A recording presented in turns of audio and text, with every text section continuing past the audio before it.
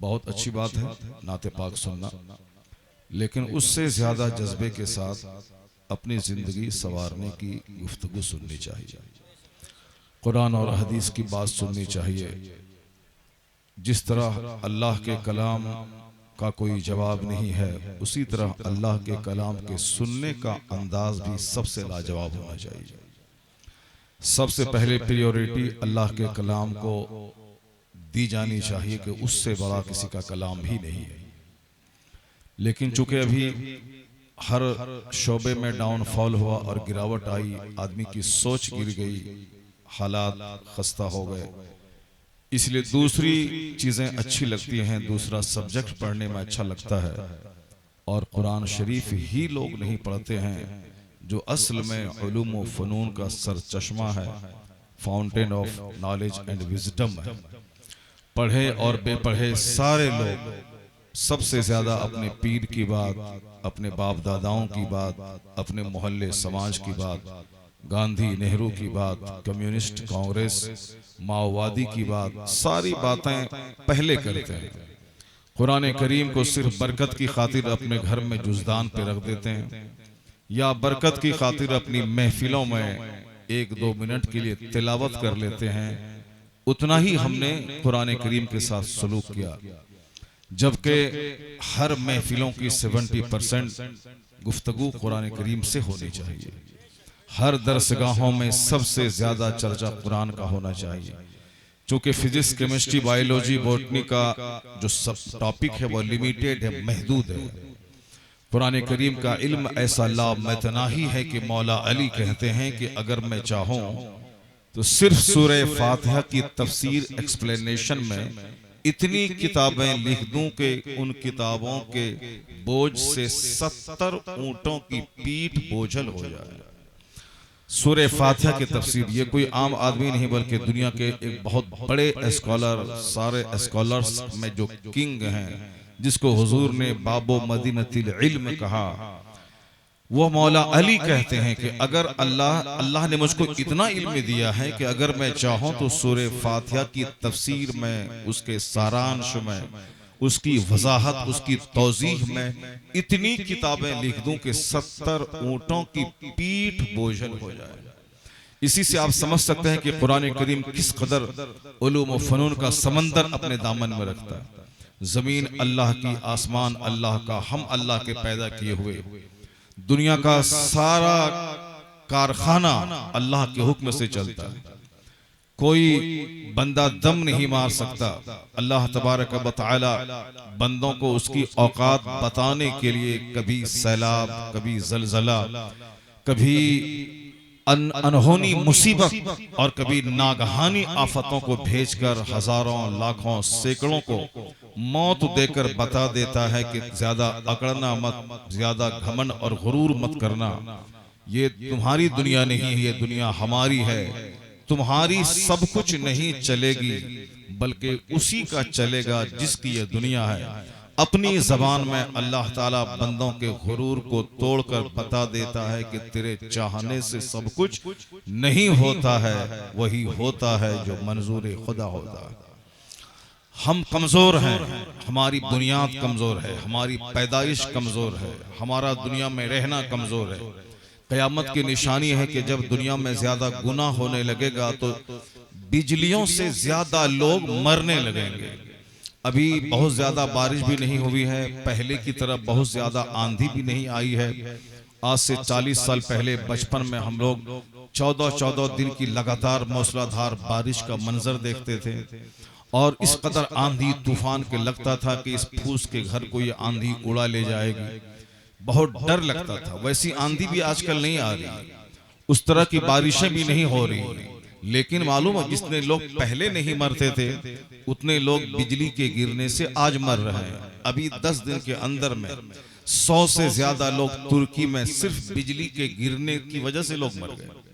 इस हिंदुस्तान में उत्तर प्रदेश और बिहार के चंद इलाकों में जबकि बहुत ज्यादा खतरनाक बिजली चमकी नहीं है, चमकी है, मगर वो खतरनाक ढंग से नहीं कि लगे मेरे सर पे बिजली गिर गई हो। मगर उसके बावजूद सुबह रिपोर्ट पढ़ा तो साहब कई 100 लोग बिजली के गिरने से मर गए। और कभी आपने गौर किया कि हुजूर ने फरमाया था 1400 साल पहले के अखीर जमाने में आंधी ज्यादा आएगी, बिजली ज्यादा गिरेगी और बिजली के गिरने से लोग ज्यादा मरेंगे। बिजली के गिरने से ज्यादा लोग मरेंगे। लोग रास्ते से पैदल चल रहे हैं, बिजली गिरी, मर गया। लोग बाइक पे चल रहे हैं, बिजली गिरी, लोग मर गए। लोग खेत में हल चला रहे हैं, बिजली गिरी, लोग मर गए। और आजकल तो मौत इतनी सस्ती हो गई है कि हर आदमी को चौकस और चौकन्ना होना चाहिए कि मुमकिन है कि अगले दिन मस्जिद से मेरी मौत का ऐलान हो जाए।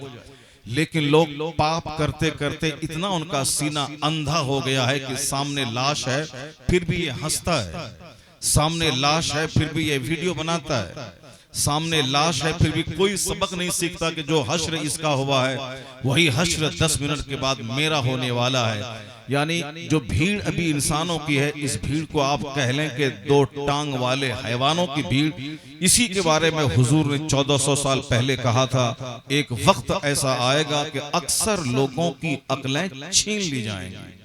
तुन जाओ उकूलो अक्सरे ज़ाले का ज़मान, हदीस में आया है कि एक वक्त ऐसा आएगा कि अक्सर लोगों की अक्लें छीन ली जाएंगी। लोग पागल और दीवाने की तरह करेंगे। ये पागल ही है कि सामने एक आदमी मर गया, मेरी तरह ही वो सोचता था कि मकान, दुकान, गाड़ी, इसके बाद वो गाड़ी, उसके बाद वो प्लॉट। लेकिन इस कदर बेबसी के आलम में इसकी लाश पड़ी है कि कोई रोने वाला नहीं है। औलाद भी नहीं रोती है, औलाद भी सोचती है कि ठीक वह बुढ़ा मर गया। बीवी भी नहीं रोती है, सोचती है कि ठीक है एक टेंशन खत्म हो गया। पड़ोस भी नहीं रोते हैं कि चलो एक शरीर आदमी का खात्मा हो गया। इस कदर शरारत का पुतला ये बंदा बन गया कि लोग उसकी मौत को सीरियस नहीं ले रहे हैं। कब्रिस्तान में लोग हंस रहे हैं। कब्रिस्तान जबकि रोने की जगह है, कब्रिस्तान आंसू बहाने की जगह है, कब्रिस्तान खामोश मौन धारण करने की जगह है, मगर वहां लोग हंसते हैं। जनाजे की नमाज से पहले हंसते हैं, अगर दफनाने में थोड़ी सी ताखीर है तो उसमें लोग हंसते हैं। वहां न मौत का चर्चा, न साहब वहां कयामत का चर्चा, न अपने अमाल का चर्चा, न सामने वाली लाश का चर्चा। पॉलिटिक्स का चर्चा हो रहा है, राजनीति का चर्चा हो रहा है। इसलिए ये जो भीड़ है इंसानों की, बुजुर्गों ने कहा है कि इंसानों की भीड़ नहीं है, ये 2 टांग वाले हैवानों की भीड़ है। लोग मवेशियों से भी ज्यादा सख्त दिल हो गए। जानवरों का सीना तो थोड़ा नर्म होता है, अगर आपने किसी कुत्ते के साथ अच्छा सलूक किया तो वह कुत्ता आपको इस एहसान का बदला देना चाहता है। आपके घर की रखवाली करके वह आपके एहसान का बदला चुकाना चाहता है। अगर आपने हाथी के साथ एहसान किया तो आज से 25 साल पहले एक शख्स ने बताया था कि झारखंड के जंगल में एक हाथी का बच्चा कुएं में गिर गया, तो एक शख्स ने उस बच्चे को जोखिम उठाकर कुएं से निकाल के हाथी के हवाले किया। हाथी जानवर है, उसके पास कोई अकल नहीं है, लेकिन उस एहसान का बदला इस तरह हाथी ने चुकाया कि जंगल से 50 हाथी जंगल की लकड़ियों को सूंड में लाकर रात के 12 से लेकर 2 बजे के दरमियान वो सारे हाथी उस बंदे के दरवाजे पे लकड़ियों की ढेर लगा दी। लकड़ियों की ढेर लगा दी। वो जंगल से लकड़ी लाता था हाथी, उसके दरवाजे पे लकड़ियों की ढेर लगा देता था और पूरा दरवाजा लकड़ियों से भर गया ताकि ये 10 साल तक लकड़ी जलाता रहे और लकड़ी बेच के पैसे कमाता रहे। ये किसका बदला था कि उस जानवर के बच्चे को उस शख्स ने कुएं से निकाल दिया था। वह बेज़बान जानवर के सीने में जो दिल अल्लाह ने जिस तरह का बनाया है, वह बेज़बान जानवर उस एहसान का बदला चुकाना चाहता है। लेकिन आज इंसान इतना सख्त दिल हो गया कि पड़ोस वाला 10 साल एहसान करता रहा, लेकिन एक बार एहसान नहीं किया तो यक लख्त ये बंदा सारे एहसानात को भूल जाता है, सारे एहसानात को भूल जाता है। और फिर उसकी एक नाकामी की वजह से उसकी पुरानी सारी इज्जतों को मिट्टी में मिला देता है। ये इंसान 2 टांग के इंसान जो मस्जिदों में सर पे टोपी, चेहरे पे दाढ़ी लेकर जाते हैं, लेकिन उनका दिल हिदायत से खाली होता है। चूंकि माल की मोहब्बत ने आदमी को पागल बना दिया, मकान बनाने की मोहब्बत ने आदमी को जानवर बना दिया, दौलतों की चाहत ने भाई भाई का दुश्मन बना दिया, दुनिया में ज्यादा दिन जीने की ललक ने आदमी की आदमियत को छीन लिया। जबकि कुरान शरीफ में जब पढ़ता हूं तो ऐसा लगता है कि कुरान ने इस दुनिया की इतनी मजम्मत की है, इस दुनिया को इम्तिहान गाह बनाया, इस दुनिया को अल्लाह ने आजमाइश गाह बनाया। कुरान शरीफ में जो सारे उलूम व फनून का वो केंद्र है, मरकज है, समंदर है, मखजन है, उसमें इस दुनिया के ताल्लुक से इतनी आयतें नाजिल हुई हैं कि बंदा सिर्फ कुरान पढ़ ले तो उसके सीने में सब्र और कनाअत की खुशबू पैदा हो जाएगी। ये हिर्स और हवस और लालच से बंदा पाक हो जाएगा। लेकिन चूंकि कुरान ही नहीं पढ़ता है, इसीलिए सीना घमंड और गुरूर का खजाना बनता जा रहा है। घमंड और गुरूर से सीना इस कदर हार्ड हो रहा है कि दूसरों को आदमी मानने को तैयार नहीं, जबकि कुरान शरीफ में साफ कहा गया है इन्नल्लाह ला युहिब्बुल मुतकब्बिरीन, अल्लाह घमंडियों को दोस्त नहीं रखता है, अल्लाह मगरूरों को पसंद नहीं करता है। मगरूर वह जो समझे कि मैं तुमसे अच्छा हूं, मगरूर वह जो कहे कि मेरी नौकरी तेरी नौकरी से ज्यादा अच्छी है, मगरूर वह है जो समझे कि मेरी गाड़ी तेरी गाड़ी से ज्यादा अच्छी है, मगरूर वह है जो समझे कि मेरे पास तुझसे ज्यादा जमीन है, मगरूर है वह जो कहे कि मेरे पास तुझसे ज्यादा इल्म है, मगरूर है वह जो दूसरों को हकीर समझे, दूसरों को नीचा दिखलाए। और आजकल 90% समाज के लोग इसी घमंड और गुरूर से ग्रस्त हैं। इसी से सारे लोग जूझ रहे हैं इस खतरनाक बीमारी से कि मैं साहब फला का बेटा हूं, मेरा खानदान बड़ा है, मेरे पास दौलतें ज्यादा हैं, मेरे पास माल बहुत ज्यादा है, मैं तेरे से अच्छा कपड़ा पहना हूं। कुरान शरीफ में दर्जनों जगहों पे आया है इन्नल्लाह ला युहिब्बुल मुतकब्बिरीन, अल्लाह मगरूरों को दोस्त नहीं रखता, मगरूरों को पसंद नहीं करता। और हदीस से कुदसी में आया है कि अल्लाह कहता है अल किब्रिया और रदाई, बड़ाई मेरी चादर है, यानी बड़ाई जो सबसे बड़ा है वो तो अल्लाह की जात है। अब सबसे बड़ा वह होता है जिसको किसी का खौफ न हो, सबसे बड़ा वह होता है जिसको नींद नहीं आती हो। अभी सीना तान के चल रहा था, 5 मिनट के बाद मुर्दार की तरह सो गया। अब मुर्दार की तरह सो गया, उसके सीने पे मैं छुरी चला दूं उसको पता नहीं चलेगा। तो नींद मेरी कमजोरी है कि अभी मैं अकड़ रहा हूं, जैसे सोता हूं मेरा दुश्मन मेरी मौत का इंतजार करता है, हालत नींद में आके मेरी गर्दन काट देता है। नींद मेरी कमजोरी है, औंग मेरी कमजोरी है, ज्यादा खाना पीना और लेटरिन रूम दौड़ के जाना, अपने हाथ से भंगी वाला काम करना ये मेरी कमजोरी है, बीमार पड़ जाना ये मेरी कमजोरी है, रास्ता चलते हुए गिर जाना मुंह के बल ये मेरी कमजोरी है, बच्चों का मर जाना ये मेरी कमजोरी है, बीवी का मुझको छोड़ करके भाग जाना ये मेरी कमजोरी है, पड़ोस की दुश्मनी ये मेरी कमजोरी है, अचानक आंधी तूफान में घर का उड़ जाना ये हमारी कमजोरी है, जलजले में सारे गांव का जमीन में धंस जाना ये हमारी कमजोरी है, ये मौत की तलवार जो गर्दन पे लटक रही है ये मेरी कमजोरी है। इन तमाम कमजोरियों के बीच में बंदा बोलता कैसे है कि मैं बड़ा हूं? अभी तो बोलता था मैं बहुत बड़ा हूं, 2-4-10 मिनट के बाद जब मुंह के बल गिरा और मुंह और नाक टूट गया, उस नाक टूट गई, मुंह टूट गया, ब्लड निकलने लगा, दूसरे लोग ताली बजा के हंसते हैं, बड़ा बनता था। देख लो भी क्या हश्र हुआ है। वेंटिलेशन पे जब जाता है एक मगरूर आदमी, सारा समाज तभी जबान में मुस्कुराता है। बहुत बनता था, अपने आप को बड़ा समझता था, अभी जिंदगी की भीख मांग रहा कि कोई दुआ कर दे कि मैं बच जाऊं, मैंने जिंदगी का गलत इस्तेमाल किया, अब अगर वेंटिलेशन से उतर के मैं जिंदा रह गया तो अब मैं अपने दिन नेकियों में गुजारूंगा, मैं अच्छे कायदे से मैं रहूंगा। जब मौत को देख लेता है बंदा अपनी आंखों से, तो अब वो कहता है कि अब अगर मैं छूट गया इससे, मौत अभी नहीं आई तो मैं नेक बन के जिंदा रहूंगा। लेकिन जैसे ही 10 दिन अच्छा सेहतमंद रहा, फिर वही शरारत लौट आती है, वेंटिलेशन के दर्द को वह भूल जाता है। इस कदर सीना तंग हो गया है, इस कदर जबान आदमी की फजूल बोलते बोलते आदमी का दिल इतना हार्ड हो गया है कि जिधर देखें सिर्फ बात ही बात है। चाय की दुकान पे बकवास है, जलसे में बकवास है, जनाजे में बकवास है, पंचायती में बकवास है, नमाज के बाद बकवास है, ईदैन का खुतबा तक लोग नहीं सुनते हैं, बकवास है। सिर्फ लोग बोलना जानते हैं। ज्यादा बोलना पागलों की अलामत है, ज्यादा बकबक करना मस्जिदों में, कब्रिस्तान में, अब साहब दुकान में, चाय की दुकान में, अपने घर में बकबक करना ये पागलों की अलामत है। हुजूर ने 1400 साल पहले कहा लोगों की अक्लें छीन ली जाएंगी, लोग पागल हो जाएंगे। जब पागल होंगे तो मस्जिद में दौरान खिताब गुफ्तगू करना हराम है। जुमा के दिन जब मेंबर पर इमाम बैठ जाए और अजान सानी हो तो उस वक्त दूसरों को कहना कि चुप रहो, ये कहना भी हराम है। उस वक्त खामोश रहना फर्ज है, लेकिन उस वक्त भी लोग बात करते हैं। इधर इमाम मेंबर पे बैठा, उधर पीछे लोग बात कर रहे हैं, तो लोग किससे दोस्ती करने की बात आप कर रहे हैं? किसके गले लगाने की बात कर रहे हैं? ये जानवरों की टीम से, जो अल्लाह का नहीं, जो अल्लाह के रसूल का नहीं, जो नमाजी नहीं, जो मुस्तफा का नहीं, उससे आप दोस्ती करना चाहते हैं। उसकी वजह से आप 2 घंटे का टाइम देना चाहते हैं, उसकी वजह से अपना कीमती वक्त बर्बाद करने चाहते हैं जानवरों की टीम से। जो जानवरों की टीम मस्जिद का एहतराम ना करे, जो जानवरों की टीम जलसे का एहतराम ना करे, जो जानवरों की टीम माँ बाप का एहतराम ना करे, किन जानवरों से आप मोहब्बत करना चाहते हैं? जो नमाज फज्र छोड़ के सोता रहे, जो नमाज ज़ोहर छोड़ता रहे, जो नमाज असर के टाइम में बाजार घूमता रहे, इन जानवरों से मोहब्बत की बात आप करते हैं? इन जानवरों से मोहब्बत मैं करूं, इससे दोस्ती करूं। इसलिए हुजूर ने 1400 साल पहले कहा था, आखिर जमाने में बेहतर शख्स वह होगा जो तन्हाई में रहेगा। जो जितना ज्यादा पब्लिक लाइफ से अलग रहेगा, उसका ईमान उतना ही सेफ रहेगा।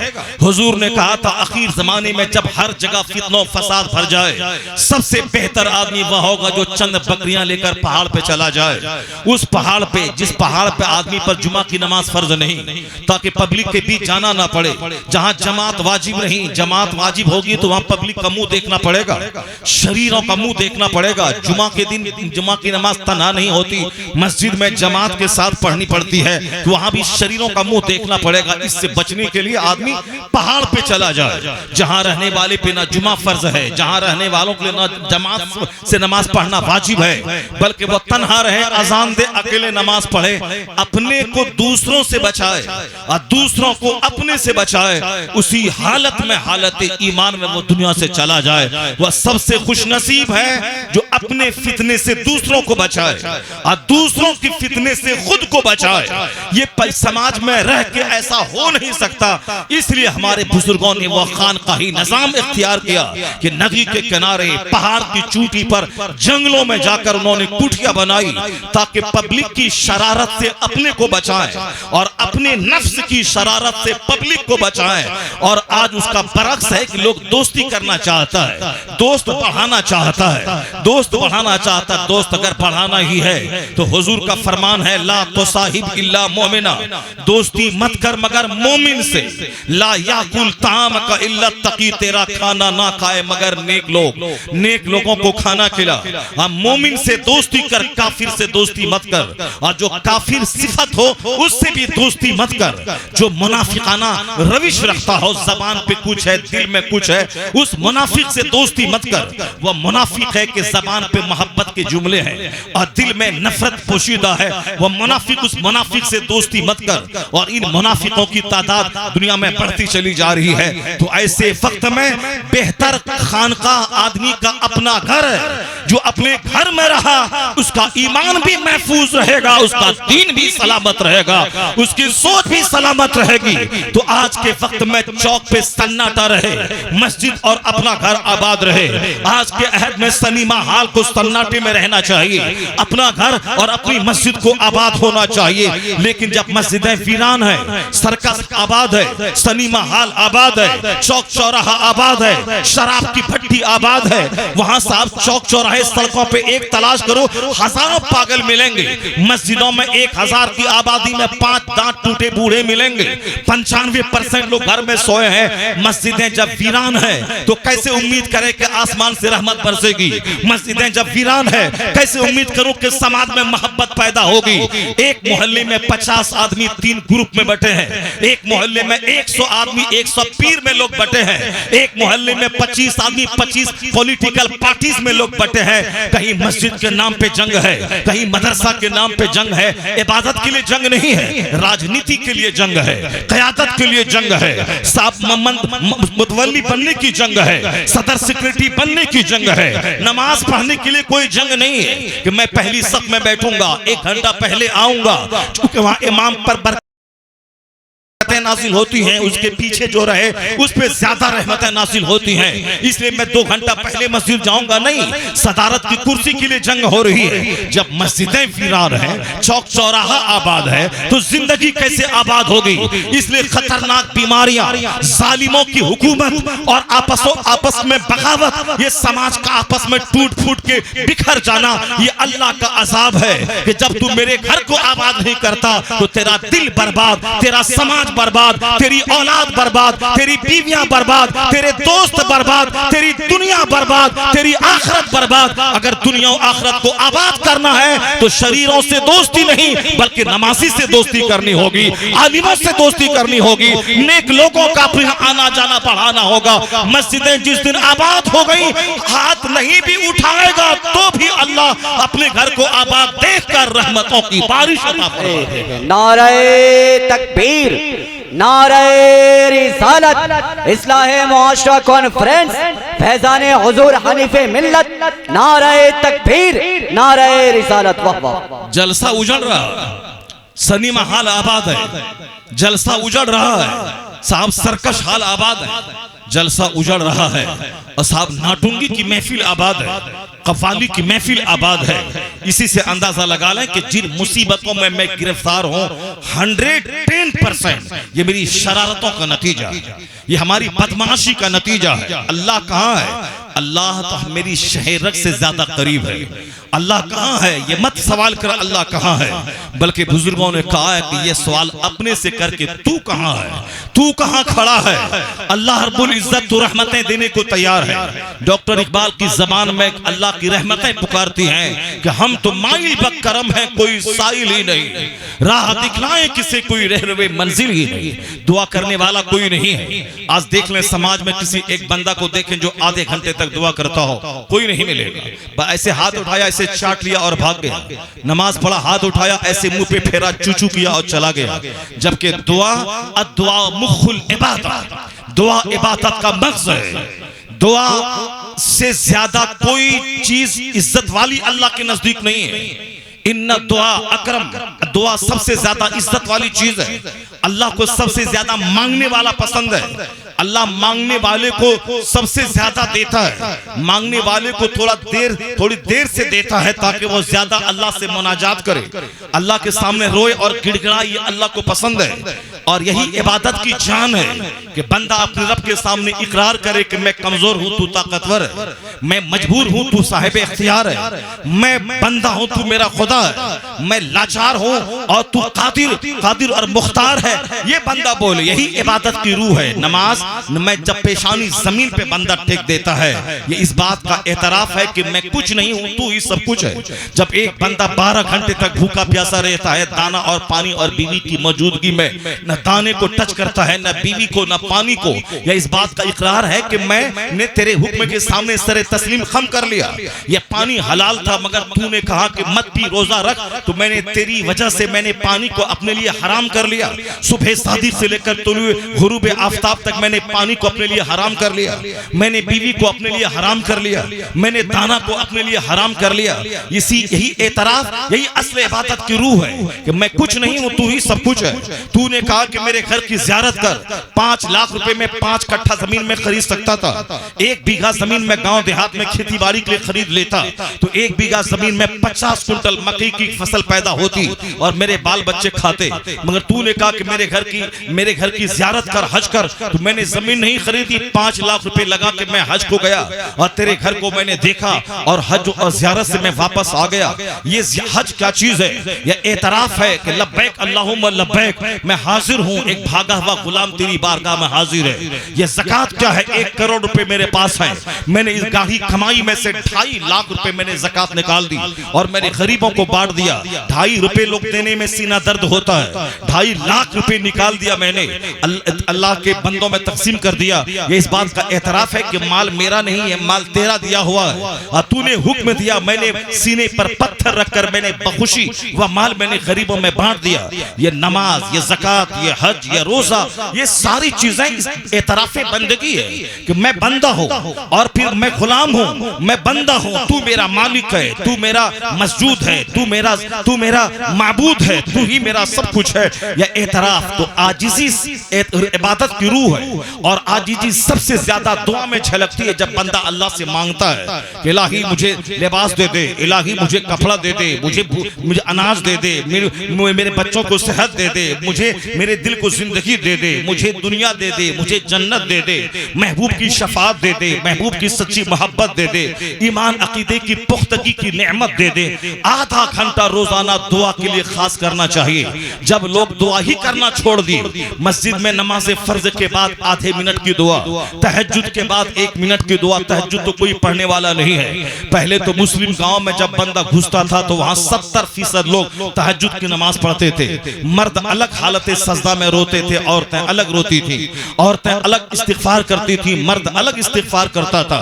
मर्द रोता था और जब रोते रोते नमाज फज्र पढ़ने के बाद जब मस्जिद से बाहर निकलता था तो उनका चेहरा ऐसा लगता था जैसे कि चांद की रोशनी उसके चेहरे पे कुर्बान हो रही हो। हदीस में आया है कि तहज्जुद की नमाज बंदे को खूबसूरत बना देती है। तहज्जुद की नमाज से बंदे का हुस्न बढ़ जाता है। रात में जो अल्लाह के सामने रोता हो, सुबह सवेरे वो रास्ते से चले तो सारी चीजें उसके लिए बख्शिश की दुआ तो करती ही है, लोगों के दिल में अल्लाह उसकी मोहब्बत अता कर देता है।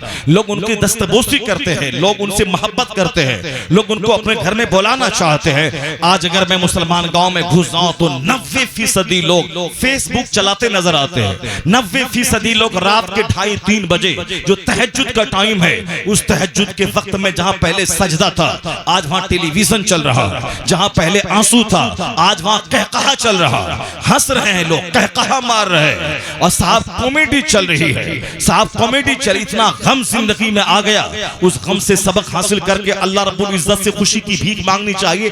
नहीं, अल्लाह से भीख नहीं मांगता जो सच्ची खुशी देने वाला, बल्कि वह मोबाइल में खुशी तलाश करता है। वो साहब सर्कस में खुशी तलाश करता है, कॉमेडी में खुशी तलाश कर रहा है। वो साहब शरीफ कमाल की कॉमेडी में वो सुकून तलाश कर रहा है, श्रीवास्तव की कॉमेडी में सुकून तलाश कर रहा है। लोग लैपटॉप पे उसकी कॉमेडी सुन रहे हैं, अपने घर में टेलीविजन पे उसकी कॉमेडी सुन रहे हैं, अपने घर में साहब उसकी रिकॉर्डिंग सुन के अपने घर वालों समेत बैठकर कहकहा मार रहे हैं। जब तहज्जुद के वक्त में आंसू नहीं होगा, तहज्जुद के वक्त में सजदा नहीं होगा, तहज्जुद के वक्त में नाच और गाने की तस्वीरें देखी जाएंगी, तहज्जुद के वक्त में कॉमेडी देखी सुनी जाएगी, तहज्जुद के वक्त में कहकहा की महफिल घर में सजाई जाएगी।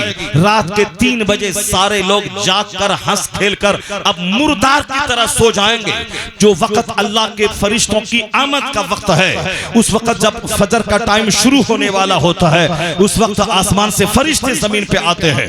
जब फरिश्ते आते हैं तो उस फरिश्तों को देखकर मुर्ग बांग देने लगता है। हदीस में आया है कि वइज़ा समिअतुम, जब तुम सुनो मुर्ग की बांग को तो फसअलू मिनल्लाहि मिन फदली, फसअलुल्लाह मिन फदली, अल्लाह से अल्लाह का फजल मांग। चूंकि फरिश्तों की आमद के वक्त में दुआएं कबूल होती हैं, वो फरिश्तों को देखकर ये मुर्ग बांग देता है। तो जब जैसे ही मुर्ग बांग दे, बंदा फौरी उठे और वुजू करके नमाज के लिए खड़ा हो जाए और सजदे में सर रख करके खूब इज्जत और आबरू और तंदुरुस्ती, सुकून और चैन की भीख मांगे। दूसरों से अपनी मुसीबत बयान करेगा तो दूसरा मजाक उड़ाएगा। जिसको दोस्त समझ के कहता है कि मुझको फला दर्द फला तकलीफ है, वह दूसरे से जाके बयान करता है। जब तक खामोश है तब तक तेरी इज्जत है। जहां जबान खुल गई कि मेरे पास ये बीमारी, मेरे पास ये आजारी, मेरे पास ये तकलीफ, समझ ले कि तूने अपनी इज्जत को पामाल कर दिया। दूसरा चाहे तू कोई भी हो जिसके सामने तुमने अपनी परेशानी बयान की, वह तेरा खैर ख्वाह नहीं होगा। वह तेरी बात सुन के दूसरों के पास तेरी इज्जत खराब करने के लिए वो बयान करेगा तेरी मुसीबत को। तो जब तक दूसरों के सामने रोता रहेगा दूसरे जलील समझेंगे, लेकिन जिस दिन रात में उठकर अपने रब्बे करीम के सामने रोना शुरू किया, इधर आंसू निकलेगा, उधर मुसीबतों का जनाजा निकल जाएगा, उधर मुसीबतों का खात्मा हो जाएगा। अल्लाह से कहेगा तो अल्लाह तेरी इज्जत को बढ़ा देगा। अल्लाह के सामने फरियाद करेगा तो अल्लाह तेरे दिल में सुकून अता करेगा। अल्लाह के सामने रोएगा तो अल्लाह तेरी बीवी को तेरे लिए वफादार बना देगा। अगर वरना ये बीवी तेरे लिए डाइन बनकर तुझको डंक मारेगी, डस लेगी। अगर अल्लाह के सामने रोएगा तो औलाद को तू जमीन मकान कुछ न दे, वो औलाद तेरे लिए फरमाबरदार बन जाएगी। अगर अल्लाह को छोड़कर औलाद पे भरोसा किया, वही औलाद नाफरमानी करके तुझे यहाँ भी तकलीफ पहुंचाएगी और कब्र में तेरी रूह को यहाँ शरारत करके वो तड़पाएगी। इसलिए सबसे बेहतरीन जरिया वो खुदा की रहमतें हैं। ये सजदा है जो उस रहमतों को अपने हिस्से में करने का। छोड़ दे कॉमेडी, छोड़ दे व्हाट्सएप चलाना, छोड़ दे यूट्यूब पे गंदी तस्वीरें देखना। मोबाइल को रात में इशा की नमाज के वक्त में ऑफ कर दे, फिर फजर की नमाज पढ़ने के बाद, इशराक पढ़ने के बाद उसे ऑन कर दे। तो मोबाइल ऑफ रख, रात में थोड़ी देर सो जाओ, फिर थोड़ी देर जाग करके अल्लाह के सामने रो गिड़गिड़ाओ। जो भी मुसीबत है, बुखारी शरीफ की हदीस में आया है, यहाँ तक के जूते का तिस्मा भी टूट जाए तो अल्लाह से सवाल कर, अल्लाह से मांग। पाँव में कांटा चुभ जाए तो उस दर्द के वक्त में अल्लाह से फरियाद कर। जूता का तिस्मा टूट जाए तो अल्लाह से मांग। डॉक्टर के पास जा मगर शिफा अल्लाह से मांग। अपनी चप्पल को दुरुस्त करने के लिए तू जा किसी मोची के पास, मगर इस मुसीबत को दूर करने के लिए सबसे पहले अल्लाह के सामने फरियाद कर। मुसीबतें आए, आंधी तूफान, तो सबसे पहले रब से फरियाद कर, यानी जराए का इस्तेमाल कर। मगर हकीकत में शिफा देने वाला, सुकून देने वाला, मुसीबतें दूर करने वाला अल्लाह की जात को समझना होगा। और जिस दिन ये बात पैदा हो गई, तेरे घर में मोबाइल ऑफ रहा, तेरे घर में टेलीविजन ऑफ रहा, तेरे घर में कुरान पाक के सफात खुले रहे, तेरे घर में तेरा बच्चा अलग नमाज पढ़े, तेरी बीवी अलग सजदे में रोए, तेरा जवान अलग सजदे में रोए, अगर ऐसा हो गया तो दुनिया के काफिरों के दिलों में अल्लाह तेरी हैबत डाल देगा, तेरी मोहब्बत डाल देगा। अल्लाह यहाँ सल्तनत देगा। आज तरसता है कि काफिर मुझको तड़पाता है, मेरे वजूद को खतरा है, मेरे मुस्लिम पर्सनल लॉ को खतरा है, यकसा सिविल कोड ला के मुझको तबाह करना चाहता है। जितने शराबी, जितने झूठे, जितने दगाबाज, जितने अल्लाह को नाराज करने वाले नेता हैं, एक वक्त की नमाज नहीं पढ़ता, वो मुसलमानों की हमदर्दी की वकालत कर रहा है, वो मुसलमानों के पर्सनल लॉ की बातें कर रहा है, जो ना अल्लाह का है, जो ना दीन मुस्तफा का है, जो ना रसूलुल्लाह का है, वो चला है तुम्हारी हमदर्दी में मगरमच्छ के आंसू बहाने के लिए। तो दुनिया का ठेकेदार बनने वाला पहले अपनी फिक्र कर कि तेरा क्या होगा। तेरे पास सजदा नहीं, तेरे पास हज्जो ज़ियारत नहीं, तेरे पास अल्लाह का खौफ नहीं, तू अपनी फिक्र कर। जो अल्लाह का वफादार बंदा होता है उसी के दिल में कौम की हमदर्दी होती है। अगर जो नमाजी नहीं हो, अल्लाह वाला ना हो, अगर वह हमदर्दी की बात कर रहा है तो उसमें जरूर राजनीति पोशीदा है, उसमें सियासत पोशीदा है, उसमें हमदर्दी नहीं है, बल्कि वह हमारे नाम पे हमारा ब्लैकमेल करना चाहता है। इसलिए वफादार बंदा वही है जो सबसे पहले अपना बन जाए कि मेरी जन्नत हाथ से ना जाए, आखिरत की भलाई हाथ से ना जाए, खुदा की मोहब्बत मेरे हाथ से ना जाए, रसूल पाक की मोहब्बत हाथ से ना जाए। जो अल्लाह का नहीं वो तुम्हारा भी नहीं होगा, और जो अल्लाह का है वही तुम्हारा भी होगा, वह कौम का भी होगा, और अल्लाह उसके दिल में कौम की मोहब्बत अता कर देगा। और जो अल्लाह रसूल का नहीं वह तुम्हारा भी नहीं होगा। अगर वह तुम्हारा बनना चाहता है तो पॉलिटिक्स कर रहा है, तुम्हारा बनना चाहता है तो राजनीति कर रहा है। यही वजह है कि आज 100 साल के अंदर में कितने राजनेता पैदा हुए मुसलमानों में। सबों ने अपनी दुकान तो चमकाई, अपना घर तो बनाया, अपनी कार तो खरीदी। मुसलमानों की मुसीबतें कम नहीं हुई। मुसीबतें उस वक्त तक कम नहीं होंगी जब तक कि मेरा रिश्ता मेरे खुदा से मजबूत न हो जाए। एक सबसे बड़ा जरिया है अपने रूठे हुए खुदा को बनाने का कि रात के आखिरी हिस्से में बंदा 5 मिनट का टाइम निकाल दे और सजदा करे और अल्लाह के हुजूर भीख मांगे। जहां 70% मुस्लिम आबादी दुनिया की सजदा रेस हो जाए तो जन्नत तो वहां मिलेगी, अमेरिका यहां मिलेगा, चाइना यहां मिलेगा, जापान यहां मिलेगा, नेपाल यहां मिलेगा, हिंदुस्तान यहां मिलेगा, अफ्रीका यहां मिलेगा, यूरोप यहां मिलेगा, बादशाहत यहां मिलेगी, मुस्तफा की जन्नत वहां मिलेगी। नारे तकबीर, नारे रिसालत, इस्लाहे मुआशरा कॉन्फ्रेंस, नारे तकबीर। इज्जत से भीख मांगना से जो इस्लाम का बुनियादी अकीदा है उसी को छोड़े हुए सबसे ज्यादा दुआ मांगने के लिए का सबसे ज्यादा कीमती वक्त है तहज्जुद का, यानी जो अभी यह टाइम शुरू हो गया है रात के 2 बजे के बाद फजर की अजान तक जो सबसे क्रीम टाइम है। इस वक्त में अल्लाह के फरिश्तों की आमद जमीन पे होती है, खुसूसी रहमतों का नज़ुल होता है रोना सीख अल्लाह के सामने। अभी एक मेडिकल रिसर्च आई है कि जो आंख से आंसू नहीं बहाता है मोतियाबिंद के छाले उसकी आंख में पड़ जाते हैं और आंख में की जो रगें हैं वो सूख जाती है। अगर आंख से पानी नहीं बहा तो रगें सूख जाएंगी, आदमी बीनाई से महरूम हो जाएगा। नेपाल की सरजमीन में लहान है, नेपाल में विराटनगर है, नेपाल में धरान है, ये सब के आई हॉस्पिटल, आँखा हॉस्पिटल ये सब मशहूर है। हिंदुस्तान के करोड़ों लोग तुम्हारे नेपाल में आके आंख बनवाना चाहते हैं। आंख ही खराब हो रही है, आंख आई स्पेशलिस्ट के यहाँ बहुत भीड़ है मरीजों की। की। पहले तो 90 साल का बूढ़ा कुरान पाक को बगैर चश्मे की मदद से देखता था और वह पढ़ता था, क्योंकि 4 साल की उम्र से उसकी नजर कुरान पे है। कुरान पढ़ता है रोजाना। जो कुरान रोजाना 200 आयतें, कम से कम मिनिमम 200 आयतों की तिलावत करेगा, उसका सीना भी मजबूत होगा, उसकी बीनाई भी मजबूत होगी।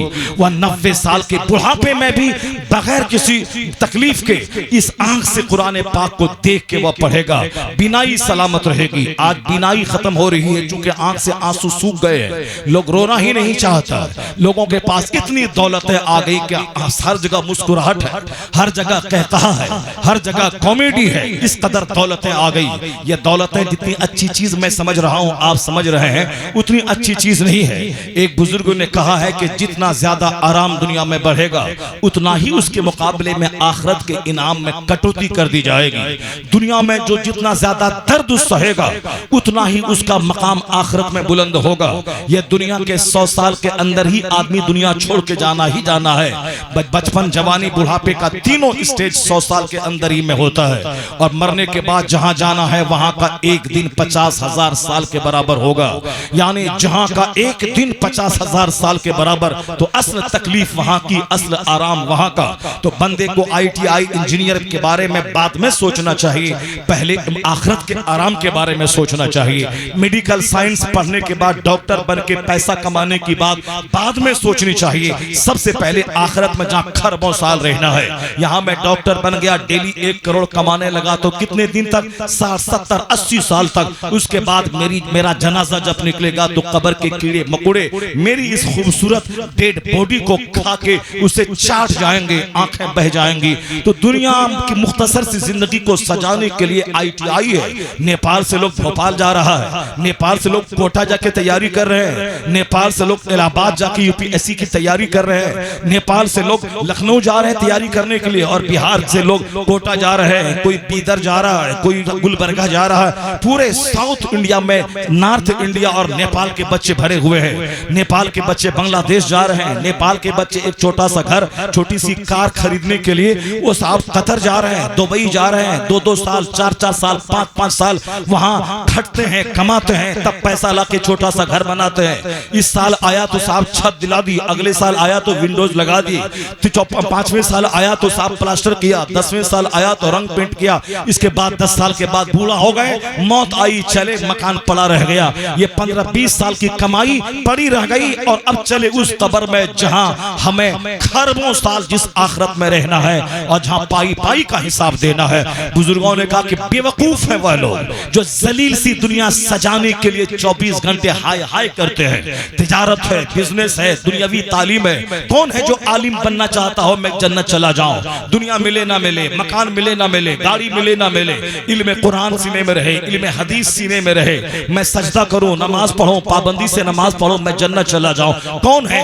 लाखों में कोई ऐसा मिलेगा जो इल्म दीन हासिल करके जन्नत जाना चाहता, इल्म दीन हासिल करके नमाज़े पंजगाना का पाबंद बनना चाहता। जिस तरह दुनिया के स्कूल और कॉलेज में दुनियादारों की भीड़ है, उसी तरह दुनियादारों की भीड़ मदरसे में भी है, जहां लोग आलिम बनने के बाद दाढ़ी छोटी कर लें, साहब फजीलत की सनद लेने के बाद नमाज़े पंजगाना छोड़ दें। साहब कपड़ा सजाने की फिक्र तो है, मगर नमाज की फिक्र नहीं। कपड़े में 50 पैबंद लगे रहे, कोई ऐब की बात नहीं, लेकिन एक वक्त की नमाज छोड़ना हराम और गुनाह कबीरा है, इसकी कोई परवाह नहीं है। साहब जुब्बा और दस्तार पहन रहे हैं, नमाज पंजगाना गायब है। दस्तार बंदी के जलसे में सारे उलमा, सारे तलबा पागल हैं चंदा करने में, नमाज पंजगाना गायब है। जबकि जलसा करना फर्ज वाजिब नहीं था, नमाज पढ़ना फर्ज आजम है। नमाज के साथ में जलसा, नमाज के साथ में जुब्बा पगड़ी, नमाज के साथ में साहब मदरसों की तामीर, नमाज के साथ में मस्जिदों की तामीर, नमाज के साथ मस्जिदों में एसी। नमाज ही नहीं है, मस्जिद में एसी लग रही है। नमाज ही नहीं है, मस्जिद की तामीर कर रहे हैं साहब, एक्सटेंशन कर रहे हैं। मस्जिद रहे तेरी बांस की झोपड़ी वाली, कोई ऐब की बात नहीं है। अगर मस्जिद सजदा करने वालों से भरी है, वह मस्जिद हीरे जवाहरात की मस्जिद से बेहतर है, जिस मस्जिद फूस की हो मगर नमाजी सारे पुख्ता मौजूद हो। असल मस्जिदों की जीनत नमाजियों से है, लेकिन जब लोग गिर जाएंगे, पागल हो जाएंगे, आखिर जमाने में अकलें छीन ली जाएंगी, नमाज नहीं पढ़ेंगे, मस्जिद के वजू खाने में टाइल्स लगाएंगे, नमाज नहीं पढ़ेंगे, मस्जिद में एसी लगाएंगे, नमाज नहीं पढ़ेंगे, मस्जिद में कालीन, कतर में देखा कालीन बिछे हैं, यहाँ मस्जिद में कालीन दे देंगे। ना नमाज पढ़ना है, ना नमाजी बढ़ाना है, बल्कि साफ दीवार खड़ी करनी है, पुरानी मस्जिद को शहीद करनी है और 200 फीट की मीनार बनानी है, ताकि पूरे इलाके में, सरलाही जिले में चर्चा हो जाए कि फला मोहल्ले की जो मस्जिद है सबसे ऊंची मीनार वाली मस्जिद देखनी हो, उस गांव में चले जाओ। मस्जिद की दीवार के सहारे अपनी इज्जत को चमकाना है, अपनी इज्जत को बढ़ाना है। किस कदर लोग गिर गए, कैसी सोच मुर्दा हो गई कि मस्जिदें सजदा गाह थी, सजदा ही नहीं है, और साहब ईंट गारा और मीनार, एसी, टाइल्स और मार्बल और इलेक्ट्रिकल और प्लम्बिंग का काम कर रहे हैं, जबकि मस्जिद रहे फूस की, मगर नमाजी अगर पुख्ता हो, वह मस्जिद इतनी जबरदस्त मस्जिद है कि कयामत के दिन वह कश्ती का काम करेंगी कि जिसने भी उसका पेट भरा, उन सबों को लेकर यह मस्जिद जन्नत का सफर करेंगी, जन्नत की तरफ बढ़ती रहेंगी। मस्जिदें वीरान रही तो रात में नहुसत नाजिल होगी, मस्जिदें उजड़ी रही फजर में तो अल्लाह की रहमतें नहीं बल्कि अल्लाह का अजाब नासिल होगा। आज जो चेहरा उजड़ा है, आज जो दिल उजड़ा है, फकीर भी उजड़ा है और अरबपति भी उजड़ा है। जो अपने वतन में 800 रुपए डेली कमाता हुआ, उसका भी चेहरा उजड़ा है, और जो 8000 डेली कतर, दुबई, अमेरिका में कमाता है, उसका चेहरा भी उजड़ा हुआ है, उसकी भी ख्वाहिशात की तकमील नहीं हो रही है। सर ढांपता है तो पांव खुलता है, पांव ढांपता है तो सर खुलता है। साहब घर बनाता है तो गाड़ी नहीं हो पाती है, गाड़ी खरीदता है तो दूसरा घर नहीं हो पाता है। 25 साल में अपना घर बनाया, अब 4 बेटे जवान हो रहे हैं, उन चारों की तालीम की फिक्र इसके दिमाग को खोखला कर देती है, और उन चारों को घर मकान देने की फिक्र। यहाँ तो अपना घर बनाया, 25 साल मजदूरी करके, भैंस चरा के, दूसरों की फैक्ट्री में मिस्किन बन के। अब 4 बेटे जब जवान हो गए, उन चारों को अलग अलग घर दें, अगर नहीं तो 4 कमरे का अपना घर, एक एक कमरा बच्चों को दे दें, और ये बुढ़ा दरवाजे पे छोटे से रूम में जाके सोए। सारी जिंदगी मजदूरी करके घर बनाया, और 4 जवान बेटे के एक एक कमरा है। अब वो सोचता है कि कैसे अलग अलग चारों को अलग किता मकान हो जाए, नहीं हुआ। इसी हालत में 10 बीमारी से जूझता हुआ दुनिया को खैरबाद करके चला गया। अब वो अपने अंजाम को पहुंच गया, जहां पाई पाई का हिसाब देना है, जहां हर स्याह सफेद का हिसाब देना है। अपने बच्चों को भी खुशी नहीं दे सका, खुशी तो वो देगा जो 4 बच्चे हैं तो 4 किता मकान दे दे। उन चारों के 4-4 बेटे हैं तो उस पोतों को भी 4-4 मकान दे दे।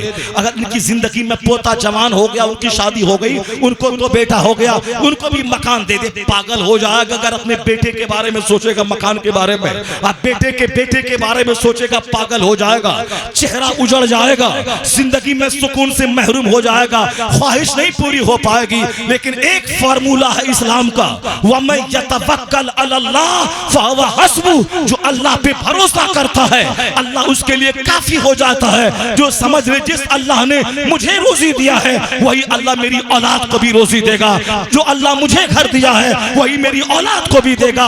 अल्लाह पे भरोसा मजबूत होता जाएगा, यह सीना गम से आजाद होगा, चेहरा काला नहीं होगा। जिस तरह तहज्जुद के बाद चेहरा नूरानी होता है, उसी तरह चेहरा हमेशा मुस्कुराता रहेगा। गमे दुनिया ने तेरे चेहरे की रौनक छीन ली, गमे दुनिया ने तेरे सीने को उजाड़ दिया। दुनिया की ख्वाहिशात की तकमील नहीं है, एक ख्वाहिश पूरी होती है, 10 नई ख्वाहिशात जन्म ले लेती है। मकान की ख्वाहिश पूरी हुई, अब वहां से गाड़ी की, बीवियों के जेवरात की, बच्चों की आला तालीम की, खेती बाड़ी की जमीन की, फार्म हाउस कायम करने की, मॉल और मार्केटिंग कम्प्लेक्स बनाने की, कि फला आदमी ने घर भी बनाया और बाजार में जमीन खरीद के मार्केटिंग कम्प्लेक्स भी बनाया, और मैं तो 25 साल कमा के सिर्फ घर बनाया हूं, मार्केटिंग कम्प्लेक्स मेरे पास नहीं है, खेती बाड़ी की जमीन वो 10 एकड़ का प्लॉट खरीद लिया, मर जाएगा, चेहरा काला हो जाएगा, कभी सारी ख्वाहिशात पूरी ना हो पाएंगी। इसीलिए काफिरों के यहाँ भी उजड़े हुए माहौल है। नहीं सुना तुमने चार्ली चैपलिन रोता था तन्हाई में, जो करोड़ों आदमी को हंसाने वाला फिल्म में कॉमेडियन, वो तन्हाई में रोता था, जी भर के रोता था। यहाँ तक कि डॉक्टर के पास जाके बोला कि मैं अंदर से दुखी रहता हूँ, मेरे दुख की दवा कर दो।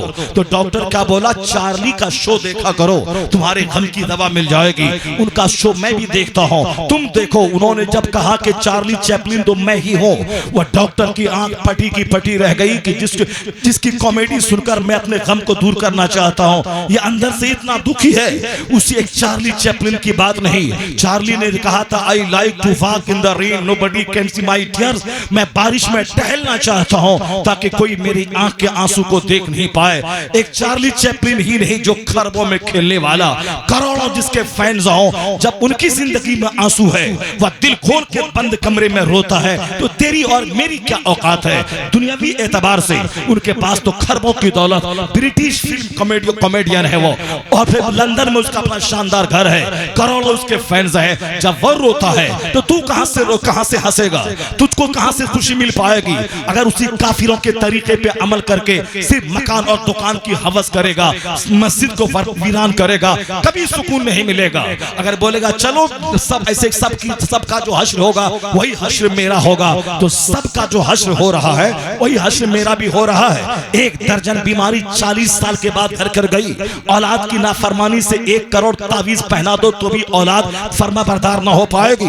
अपने घर में बीमारियां, अभी रोजाना कई फोन आते हैं, साहब हमारे पास तो 10 लाख की आमदनी है, उसके बाद सुकून ही, पैसा कहां से आता कहां चला जाता है, हुजूर कोई तावीज देता है। कल ये एक फोन आया साहब बंगाल से, घर में इस कदर उलझाने हैं कि जिसका कोई मतलब नहीं। परसों एक शख्स बोला हमारे ही शहर में कि जिसके पास 5-6 व 32 चक्के वाला ट्रक है, जिसके पास इतनी आमदनी है कि साहब एक बार सामान लोड करके नेपाल ले जाए तो 30-35 हजार रुपए खर्च काटने के बाद उसको बच जाए। एक महीने में एक ट्रक से 1 लाख की आमदनी, 5 ट्रक है तो 5 लाख हर महीने जिसके पास आते हैं। बच्चों का जॉब है, 50 बीघा खेती बाड़ी है, उसके बावजूद परेशानी की आलम है कि घर में बरकत नहीं है। घर में सारे लोग आपस में लड़ते हैं, कोई किसी से बात नहीं करता है, सबों का दिल एक दूसरे से टूटा हुआ है, ना बड़ा छोटे से मोहब्बत करता, ना छोटा बड़े से मशवरा लेता है। 4 बेटे हैं जिसकी खातिर ये बाप उल्लू की तरह खड़ता रहा, वह चारों मनमानी करता है, बाप से मशवरा तक नहीं लेता है। मरो और तुम, चारों बच्चे अभी तड़पा रहे, मरने के बाद भी तड़पाएंगे।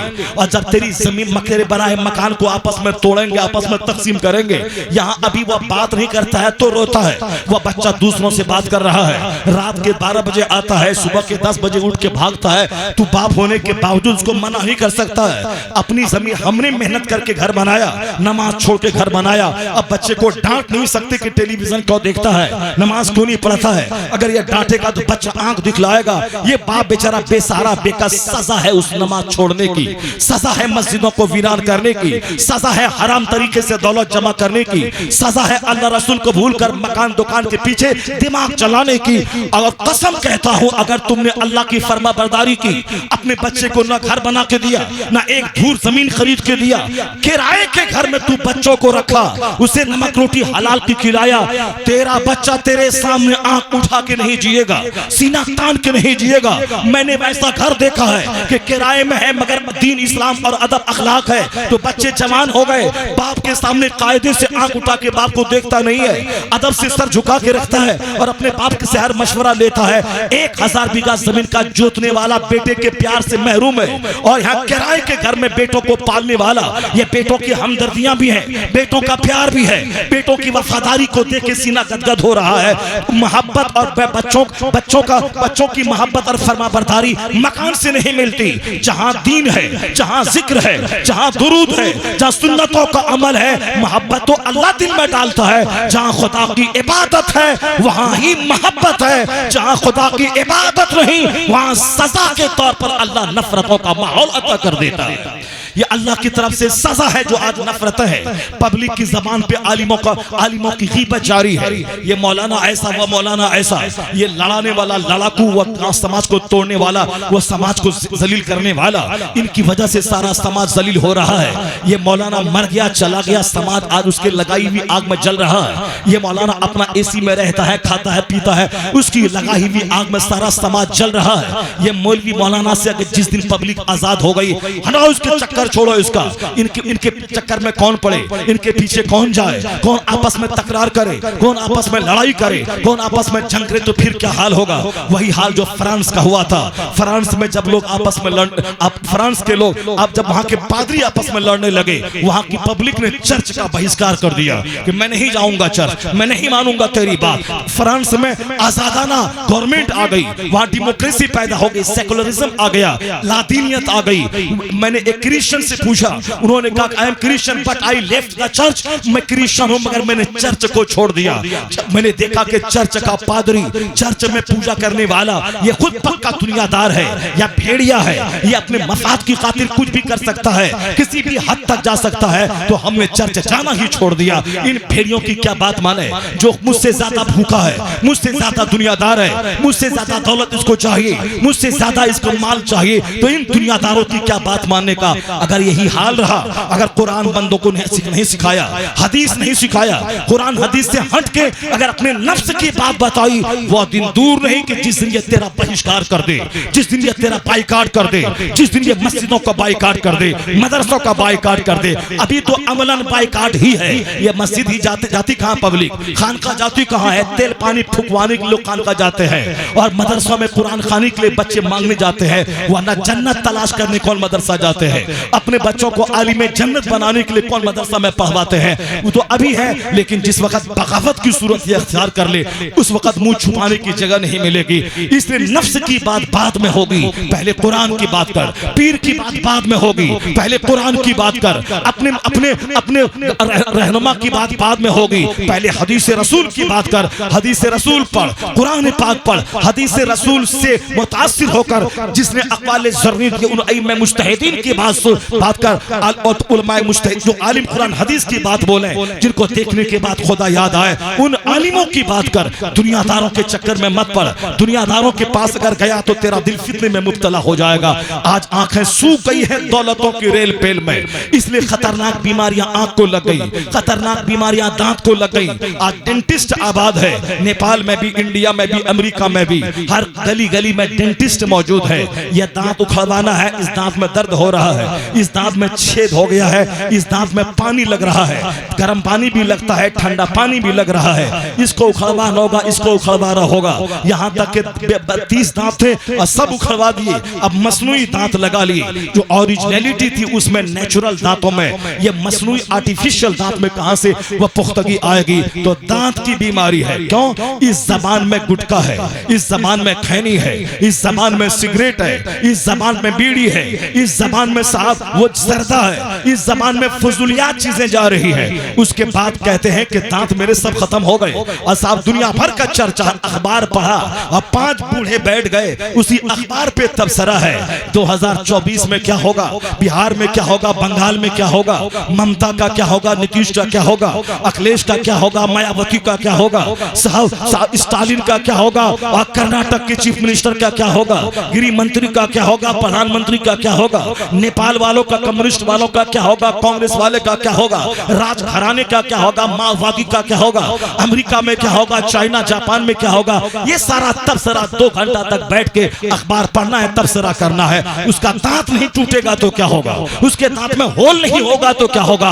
अल्लाह ने ज़बान दी थी ताकि मैं अल्लाह का जिक्र करूं, अल्लाह ने कान दिया था ताकि अल्लाह का जिक्र सुनूं, अल्लाह ने आंख दी थी ताकि गुंबद खजरा को देखूं, खाने काबा को देखूं, मस्जिद की दीवार देखूं, कुरान पाक के सफ़ात को देखूं, अहादीस के औराक को देखूं, उलमा के चेहरे को देखूं, माँ बाप का चेहरा देखूं, और हज मबरूर का अजर हासिल करूं। जब आंख का गलत इस्तेमाल हो गया, ये आंख दूसरे के मकान को देखने लगी, आंख बीमार होने लगी, ये आंख दूसरों की बहू बेटी पे गड़ने लगी, आंख बीमार होने लगी, ये आंख साफ दूसरों की जायदाद को देखकर ललचाई निगाहों से ये देखने लगा, इसकी आंख बीमार होने लगी, आंख बीमार हुई हराम चीजों को देखकर, आंख बीमार हुई अजनबी औरतों को देखकर, आंख बीमार हुई दूसरों की दौलतों को ललचाई निगाह से देखकर, यानी हैरान परेशान सिर्फ आंख से मकान, दुकान, गाड़ी और दुनिया के नजारे देखना है, उससे भी जी नहीं भरा। तो हॉलीडेज में साहब चले गए देखने के लिए, कश्मीर देखने चले गए, थाईलैंड की राजधानी बैंकॉक देखने चले गए। ये घूमने का चक्कर पड़ा है, मर्द तो मर्द, औरतें भी पीछे नहीं रही, ये घूमने का चक्कर औरतों में भी है। साल के 12 महीने घुट घुट के मर जाऊं, तेरे किचन में रह जाऊं। डॉक्टर साहब बोला था डिप्रेशन से बचाने के लिए इसको कभी घर से बाहर निकालिए और घुमाइए। एक बार जहां घुमा दिया, अब अगले साल उनको लेके जाइए। नहीं लेके गए तो बिस्तर पे पड़ गई, सो गई।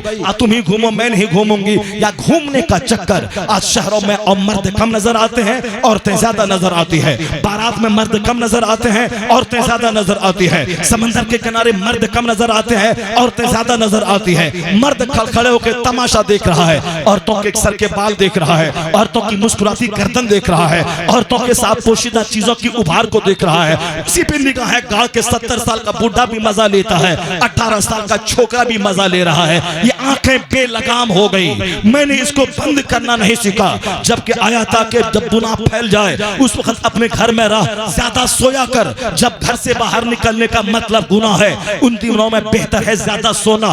जब तक सोया रहेगा गुनाह से महफूज रहेगा। उन दिनों में बेहतर है कि अपने घर में रह, अपने पेट पे पड़ा रह, सोया रह, ताकि सोएगा तो आंख बंद रहेगी, गुनाहों से बचा रहेगा। आंख जहां खुली तो मोबाइल को देखेगा, आंख जहां खुली सड़कों पे चलती खातून को देखेगा, जहां बाजार में गया दूसरों के मकान को तरसती हुई निगाहों से देखेगा, दूसरों की गाड़ियों को देखेगा। अपने पास नहीं पाएगा तो अंदर से डिप्रेशन का शिकार हो जाएगा। आंख बंद रखने का पैगाम आया है। आंखें नीची रख, आंखें नीची रख। ए मुसलमान औरतों आंखें नीची रख, ए मुसलमान मर्द ने आंखें नीची रख। कुरान शरीफ में बाज़ाब्ता तौर पर आया है, कुल लिल मोमिनीना यकुद्दू मिन अब्सारिहिम। ए हबीब आप मुसलमान मर्दों से कह दीजिए वो निगाहें नीची करके रखें। निगाहें नीची करने का मतलब निगाहें हराम चीजों को न देखें, निगाहें दूसरों की बहू बेटी को न देखें, ललचाई निगाह से जालिमों की दौलत को न देखें, किसी हरामखोर को की बिल्डिंग को न देखें, किसी शराबी किसी जालिम का चेहरा को न देखें। बेनमाजी का चेहरा देखने से दिल सख्त हो जाता है, शराबी का चेहरा देखने से दिल अंधा हो जाता है, हराम से कमाई हुई दौलत के मकान को देखने से दिल अंधा हो जाता है। इसलिए आंखें नीची रख। आंखें नीची रहेंगी तो गुनाहों से सेफ रहेगा, क्योंकि आंख ही वह पार्ट है जो देखने के लिए आदमी को लालायित करता है। इसलिए आंख अगर बंद रही तो बेशुमार गुनाहों से बंदा महफूज रहता है। ये आंख ही है, जब पड़ती है नजर तब दिल में वसवसा पैदा होता है, तब अंदर में पूरे बदन में हरकत पैदा होती है। आखिर फकत में जाके शर्मगाह को खोलने का इरादा वो करता है। इसलिए आंख पर पहरा डाल दे। आंख के बारे में आया है, ममला ऐनुहु मिनल हराम मला अल्लाहु ऐनुहु यौमल क़ियामत मिनन नार। जिसने अपनी आंख को आग से भर लिया, अल्लाह जिसने अपनी आंख को हराम से भर लिया, अल्लाह उसकी आंख को क़यामत के दिन आग से भर देगा। आंख की हिफाजत कर, आंख को ज्यादातर बंद रख। आज डॉक्टर भी कहते हैं कि जब 1 घंटा काम करें, मशीन को देखें तो 5 मिनट के लिए आंख को बंद करके बैठ जाए, ताकि थकी हुई आंख को राहत मिल जाए। जब 2 घंटा आप पढ़ाएं तो 5 मिनट के लिए आंख बंद कर लें, ताकि थकी हुई आंख को राहत मिल जाए। जब आप क्लास में 3 घंटे ले लें तो 10 मिनट के लिए आप स्टाफ रूम चले जाएं, वो आंखें बंद करके आप थोड़ी देर के लिए सुस्ता लें, ताकि आंख को रेस्ट मिल जाए। और फिर आंख को बंद करें, ऑफिस में बैठे हैं कभी कभी आंख बंद कर लिया कर, आंखों को रेस्ट मिले। यही पैगाम तो इस्लाम देता है। अपनी निगाहों को झुकी रख, निगाहों को नीची रख, निगाहों को आवारा मत छोड़, निगाहों को बेलगाम मत छोड़ दे, जिसकी वजह से खतरनाक बीमारियां जब पैदा हुई। अब डॉक्टर कहते हैं हिफाजती तदबीर कर, वरना आंख से महरूम हो जाएगा। हिफाजती तदबीर है कि आंख से आंसू बहा, आंसू बहा। आंख से जितना पानी निकलेगा उतना ही कचरा आंख के रास्ते से दूर होगा। यही काम तो पहले लोग तहज्जुद के टाइम में करते थे, यही काम तो लोग नमाजों के सजदे में करते थे, यही काम तो अल्लाह के नेक बंदे आखिर वक्त में तन्हाई में करते थे। अपना गुनाह याद आ गया, रोने लगे, रात के सन्नाटे में रोने लगे। अब दुनिया में मेडिकल साइंस जवान हुई तो आंख की बीनाई की सलामती का रास्ता ढूंढा कि जितना आंख से पानी निकलेगा, आंसू निकलेगा, आंख उतनी मजबूत होगी। तो जहां नजर दुनिया के मेडिकल साइंस की आज गई है, एक कौम मुस्लिम फिजिक्स बाद में पढ़ना, केमिस्ट्री बाद में पढ़ना, बायोलॉजी बाद में पढ़ना, आइंस्टाइन को बाद में पढ़ना, नेहरू को बाद में पढ़ना, कार्ल मार्क्स को बाद में पढ़ना, माओ ज़ेतुंग को बाद में पढ़ना, पहले मुस्तफा को पढ़ ले। इसलिए कि मुस्तफा से बड़ा ना कोई मुअल्लिम है, ना कोई तबीब है, ना कोई स्कॉलर है, ना कोई हमारा मुज़क्की मुरब्बी है, उनसे बड़ा हमारा कोई खैर खा है, ना उससे बड़ा दुनिया का कोई मोहसिन है। मुस्तफा को पहले पढ़, दूसरों को बाद में पढ़ना। आज आंख के ताल्लुक से जहां नजर दुनिया के मेडिकल एक्सपर्ट की आज गई है, वहां नजर मुस्तफा की 1500 साल पहले गई है। इसलिए आला हजरत ने कहा कोई बड़ा नहीं है, न कोई स्कॉलर बड़ा, न प्रोफेसर बड़ा, न साइंटिस्ट बड़ा, न वैज्ञानिक बड़ा, सबसे आला व औला हमारा नबी, सबसे बाला व वाला हमारा नबी। नारे तकबीर, जरा जोर से बोले नारे तकबीर, नारे रिसालत, मसलके आला हजरत इस्लाह मुआशरा कॉन्फ्रेंस हजरत अल्लामा मुफ्ती शहरयार रजा साहब किबला। ये वह जुमले हैं जो जिंदगी को संवारने वाले जुमले हैं। ये वह जुमले हैं जो हमें मुर्दा दिलों को जिंदगी देने वाले जुमले हैं। इसे ऐसे रस्म रिवाज के तौर पर मत लेना, सिर्फ जबान नहीं बोल रही है बल्कि समझ ले कि दिल बोल रहा है। आज जवानों की आवारगी को देखने के बाद नहीं लगता कि मुसलमान का बच्चा है कि काफिर का बच्चा है। मुसलमानों के बच्चों की आवारगी को देखकर भी परसों में एक बारात में गया था, हालांकि बारात में जाता नहीं हो, मगर हमारा एक खैर खा इज्जत करने वाला, एक बड़ा मोहब्बत करने वाला अकीदतमंद है, वह बीमार है, वो अपने बेटे की शादी में नहीं आया। उन्होंने मुझसे कहा कि हजरत आप घर में अवेलेबल हैं, अभी बाकी बाहर कहीं नहीं गए हैं, बस निकाह आप पढ़ा दें, इसलिए मैं गया। मैं निकाह पढ़ाने किया गया। जब मैंने वहां औरतों की बेपर्दगी को देखा तो अल्लामान वल हफीज यानी गरीब गरीब लोग घराने की बेटियां जिसके बाप मजदूरी करते हैं, ठेला चलाते हैं, वो भी शादी ब्याह में कीमती कपड़े पहनकर और नीम बरहना होकर नुमाइश करना चाहती है। और ये तो लड़कियों का हाल हुआ, लड़कों का हाल क्या देखा? मैंने देखा एक छोकरा 18-20 साल का औरतों की तरह बाल रखे हुआ है और उस बाल को रबड़ से वो बांधे हुआ है। आजकल जो अरब ममालिक के चंद जोकर वो इस तरह के बाल रखते हैं। अभी मैं कश्मीर गया था 4 साल पहले एक जलसे में, तो तारुफ करवाया गया कि अरब से आए हैं और इस साहब ये अरबी जबान जानते हैं, ये अहले सुन्नत व जमात से बिलोंग करते हैं। और उन्होंने आकर के कुछ बातें भी कही और उनका सर का बाल जब देखा तो औरतों की तरह लंबा बाल, उसमें रबड़ बांधे हुआ है। ये अरब से आए हैं, ये साहब रबड़ बांधे हुए आए। तो मर्द औरत बनना चाह रहे हैं और औरत जींस टी शर्ट पहन के मर्द बनना चाह रही है। आया है हदीस में मर्दाना वज़क़त इख्तियार करने वाली औरतों पर लानत है, और वो मर्द जो निस्वाना वज़क़त अपनाए, ज़नाना वज़क़त अपनाए, उन मर्दों पे लानत है। जो मर्द औरतों की तरह कपड़ा पहने, जो मर्द औरतों की तरह चप्पल पहने, जो मर्द औरतों की तरह बाल रखे, उस पर लानत है, अल्लाह की लानत है, उस पर अल्लाह के फरिश्तों की लानत है। तो जिस पर अल्लाह की लानत हो उस घर में बरकत कहां से होगी, उस चेहरे पे खुशी कहां होगी, उस औलाद की वजह से माँ बाप के दिल को राहत कहां से मिलेगी। इसलिए ए नौजवान, मैं तुझसे मुखातब हूं, नकल करने में अंधा मत बन जाना, किसी की पैरवी करने में अपनी आखिरत को दांव पे मत लगाना। मैं हर तकरीर में इस जुमले को दोहराता हूं कि शायद दिल में लग जाए ठीस बनकर कि दुनिया का 100 साल 1 सेकंड है अल्लाह के नजदीक। अब मरने के बाद जहां सबको जाना है वहां का एक दिन 50,000 साल के बराबर है। काना मिक़दार हो 50,000 सना, ताकि दिमाग में रहे कि दुनिया का ऐश एक आरजी है, वक्ती है, आंशिक है, प्रोफेशनल है, जुज़वी है। असल ऐश तो वहां का है। दिमाग में वहां का ऐश बैठ जाए, दिमाग में वहां की तकलीफ बैठ जाए जहां की तकलीफ एक सुई की नोक के बराबर। अगर जहन्नम में छेद कर दे फरिश्ता तो दुनिया के सारे लोग गर्मी से परेशान हो जाए, जैसे ऐसा लगे जैसे कि दुनिया का सारा दरख्त जलकर राख हो जाएगा। अगर जहन्नम में सुई की नोक के बराबर छेद कर दिया गया तो दुनिया में कोई सब्जा नहीं रहेगा, दुनिया में कोई हरियाली नहीं रहेगी, सारे दरख्त जलकर राख हो जाएंगे। वो खतरनाक आग, वो खतरनाक सांप, वो खतरनाक बिच्छू जहन्नमियों के लिए तैयार है। जिसने दुनिया में आजादाना ढंग से जिंदा रहा, कोई खुदा कोई रसूल नहीं, दुनिया की जिंदगी चंद दिन के जैसे चाहो जी लो। मैं इसीलिए इस्लामी सोच पैदा करना चाहता हूं कि हमारे काफिरों के बच्चे हमारे लिए मॉडल नहीं है, वो जैसे कहते मैं भी करूं। अभी एक अलग ट्रेंड चला है, ये बर्थडे पार्टी का ट्रेंड चला है। हर मुस्लिम मोहल्ले में केक वाली दुकान जो आज से 15 साल पहले देखने को नहीं मिलती थी, कहीं कहीं गैर मुस्लिम के मोहल्ले में दुकान मिलती थी। अभी मैं देख रहा हूं हर मोहल्ले में गालिबन वह केक की दुकानें हैं, स्वीट्स की दुकानें, जिसमें मिठाई तो कम है मगर केक ज्यादा है। मैंने पूछा कि केक क्यों, तो जवाब मिला कि आजकल बर्थडे पार्टी मनाने का ट्रेंड समाज में बढ़ गया है, इसलिए रोजाना केक की सप्लाई होती, रोजाना किसी न किसी का बर्थडे होता है। जो काम काफिरों का था, जो काम यहूदो नसारा का था, जो काम अमेरिका यूरोप के क्रिश्चियनों का था, वह काम हिंदुस्तान, नेपाल, बांग्लादेश, पाकिस्तान के मुसलमानों ने करना शुरू कर दिया। अपने बेटे का बर्थडे मनाना, उसमें दुकान से केक लाना और उसको छुरी से काटना और सारे बच्चे तालियां बजा के हैप्पी बर्थडे टू यू, का नगमा गाना, ये ट्रेंड चल पड़ा है। जबकि इस्लामी बर्थडे का तरीका यही था कि बच्चों की जब तारीख विलादत आए तो बच्चे को सामने बिठा के कह दें कि मेरे लाल तेरी पैदाइश हुई थी 1980 में और आज 1990 है, तो 10 साल हो गए तेरी जिंदगी के, तो 10 साल तेरी जिंदगी के कम हो गए। अगर अल्लाह ने तुझको 60 साल की जिंदगी दी है तो अब समझ ले कि तेरे 50 साल ही बाकी रह गए, 10 साल खत्म हो गए। जब बच्चा 20 साल का हो तो माँ बाप फातिहा दिला के बच्चे को बावर कराए।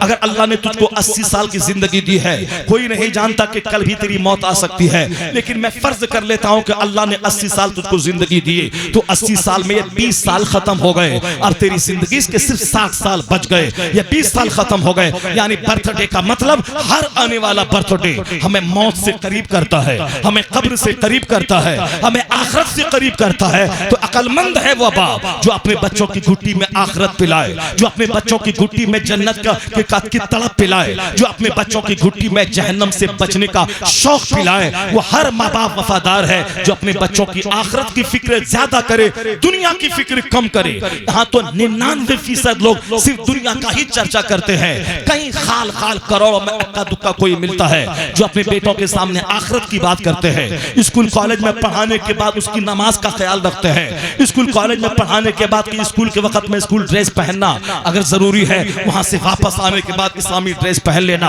और वो चड्डी मत पहनना या हाफ पैंट मत पहनना। इसी माँ बाप की तरबियत की कमी की वजह से एक तरफ तो जहाँ बर्थडे का ट्रेंड चला है, वहीं दूसरी जगह क्रिश्चियनों की पाबंदी और पैरवी में वो हाफ पैंट पहनने का चलन शुरू हुआ है।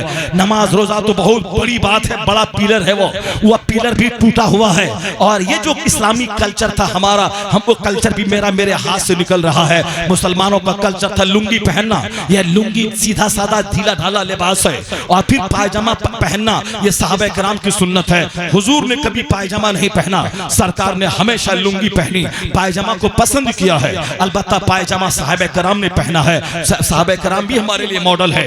हुजूर ने फरमाया है असहाबी कन्नुजूम, मेरे सहाबा सितारों की तरह है, जिसकी पैरवी करेगा तू हिदायत पाएगा। सहाबा की पसंद है पायजामा, हुजूर की पसंद है पायजामा, मगर हुजूर ने इस्तेमाल नहीं किया है, ये कहीं किसी हदीस से साबित नहीं है। अलबत्ता पायजामा खरीदना साबित है और पायजामा को पसंद करना साबित है।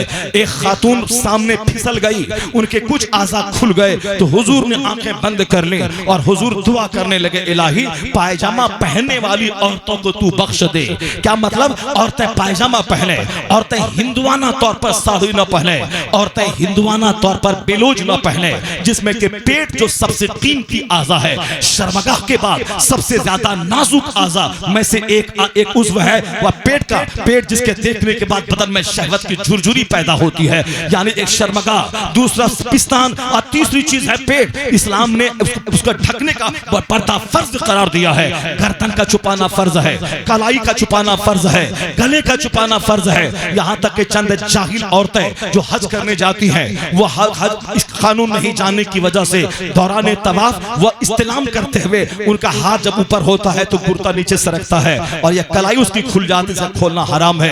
मक्का की एक नेकी 1 लाख के बराबर, तो एक गुनाह भी 1 लाख गुनाह के बराबर है। यह गई थी नेकी करने, वहां से करोड़ों गुनाहों की पोटली लेके वापस आ गए। यह सिर्फ इसलिए है कि इन औरतों पे कोई रहम तो करे।